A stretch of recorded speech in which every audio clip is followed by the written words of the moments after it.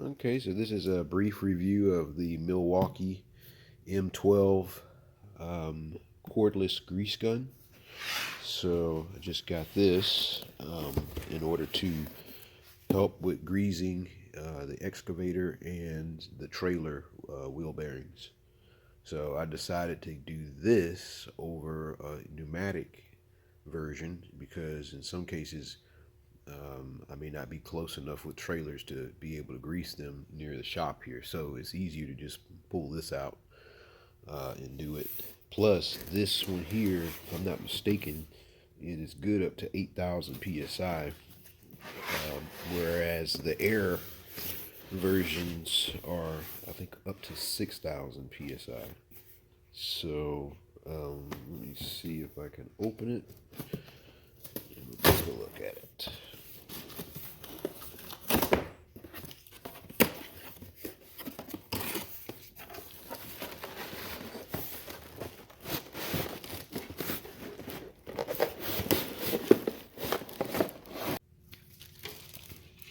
So this is what it looks like.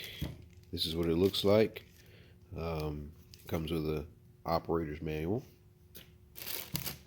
Let's see if we can get it out of the bag.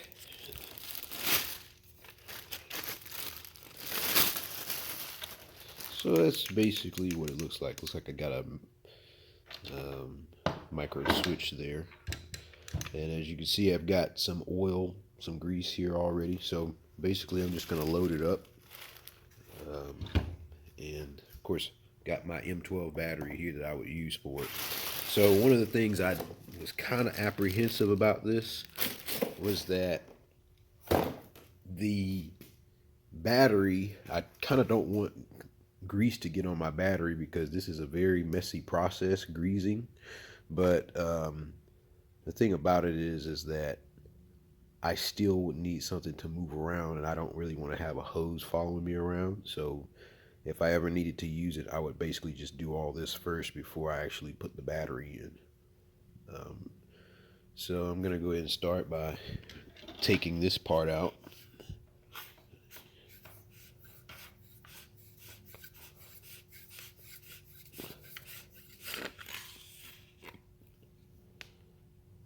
So now I just put the grease in this end. And we will try to see what happens. It's like a regular grease gun at this point, really. See, it's already messy.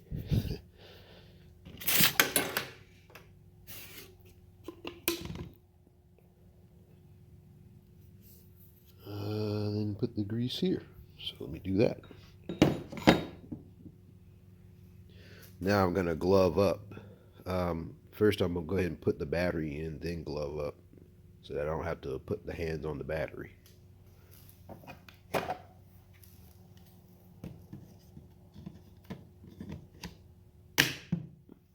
And then I'm going to glove up and put on the battery.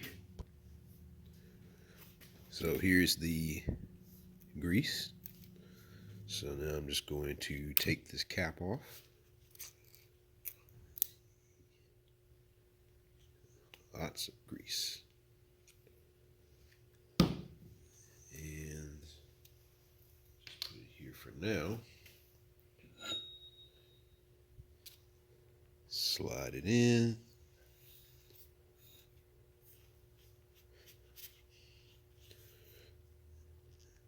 I don't want it to get too messy. So now we got that flat part. And I'm just trying to spread it out so you can see it. So I don't want it to have any problems. I used to have an older grease gun, but I don't like how you have to have 3 hands to use it. So this should help, I think.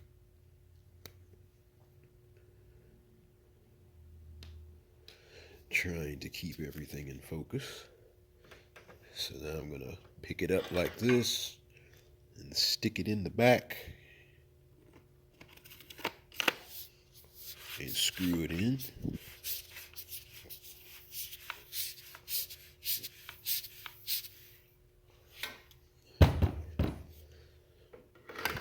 And so now I'm going to try to put the handle back in.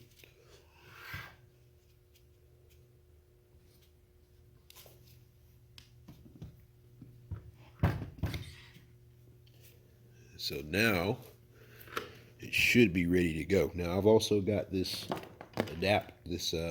quick disconnect adapter that I bought off Amazon.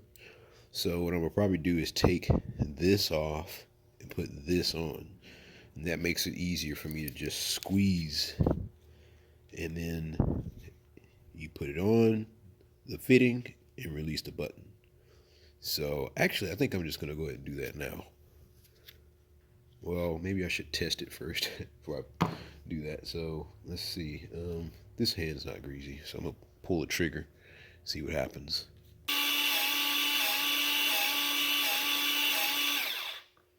Okay, so now the grease is coming out.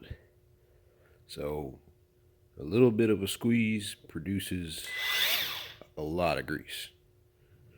So now I gotta clean that up. But yeah, so now I'm gonna go ahead and take that disconnect fitting off and put that one on. So basically I slip this over it, and with the 17 millimeter wrench, just hold this down and twist it off. So now it comes off, and now I can put what I bought from Amazon on there. But I just wanted to test it and make sure it actually works before I make an assumption and then have to take it apart. So now I can twist it on. And what I may have to do is use another wrench to tighten it. So let me see what I got.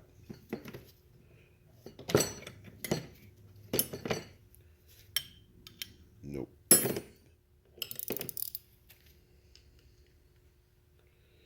Yep. So now I'm using a 15 millimeter. I'm not going to tighten it too much.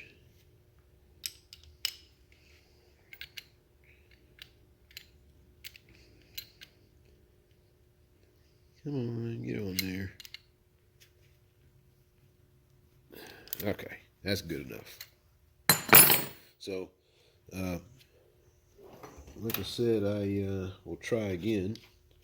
This time probably facing, completely down, so it doesn't jump all over the table.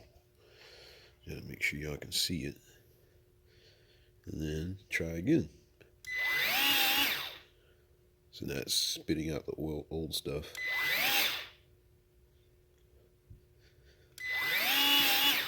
Okay, so we know now that it's primed and it's ready to be used. So now I'm going to set this up so you can see me actually using it on something. So as you can see, this is what it looks like. And what do you know? There's a fitting, or two fittings right there. So now I'm going to hook this up and squeeze and see what happens.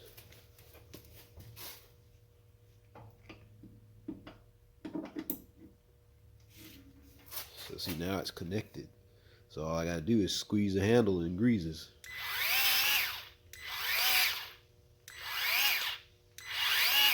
So now I can hear it slowing down a little bit as it's pushing it in there. That's probably all it needs. Try the other ones.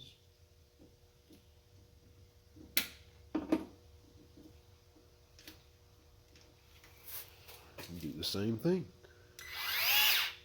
And you can see here the lights for the battery. My battery's not in the perfect condition, but it still works. So it starts off at 2 or 3, even though it's charged.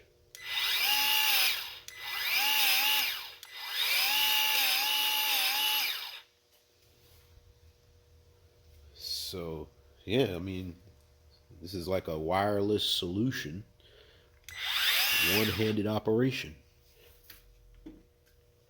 So that's pretty much it. So in this example here, I can actually see the grease coming out when I pull the trigger. So I know that it's getting grease because it's literally pouring out when I pull the trigger. So what I'm noticing on this knuckle here right behind the actual bucket is that there's several fittings down in here. This one here, if I can get my finger where you can see it, this one here I was able to grease, but this one going into this area here, and then the two, if I can get my hand in there, down in here, that greases this, I can't get this in there. It's just not, it's not at the right angle. This is too long, and I can barely get it to turn around, and so I can get it. Same thing with this down here in these two corners here. So I'm gonna have to probably get like a 90-degree connection to get those. But that's not the machine's fault. That's just, I just need an adapter to get in between there. But other than that, it seems to be just fine. It's just a matter of having the right adapters. It's kind of interesting because now I'm just kind of looking for things to fill with grease, like these bearing buddies here.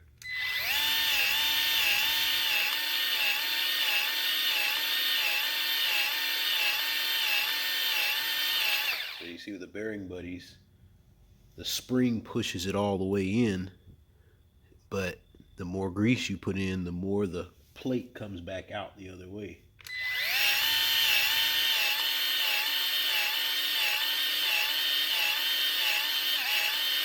So now it's coming out the hole here, so now it's good. So yeah, I think it's a pretty neat piece of kit for you know, doing a lot of different fittings that need to be greased over time. I think it could be also a good idea to manually go in and try to see you know, if the fittings are taking the grease by doing it by hand with a hand pump, just every now and then, because I mean, you can't physically see what's happening here. So but if you can kind of feel it with a mechanical version, then it'll give you an idea if that grease is actually going in, because I'm not sure. It would be nice if Milwaukee actually gave you some type of pressure gauge, like maybe like the LED lights for the battery. They actually had a pressure gauge that shows you how much PSI is happening in the line, so that you can know if there's a restriction in the fittings or not. Because otherwise, I can pull the trigger and it makes a noise, but I don't know if it's actually doing anything. But if I have a pressure gauge, I can tell if there's a restriction or not in this system. This is the M12 version. The M18 version has an actual switch where you can say how many squirts it gives per trigger pull, but this doesn't have that. So who knows, maybe they'll come out with that someday. It would be nice. But other than that, that's about it. I like it. Just wish it had a few more options. So that's it for now.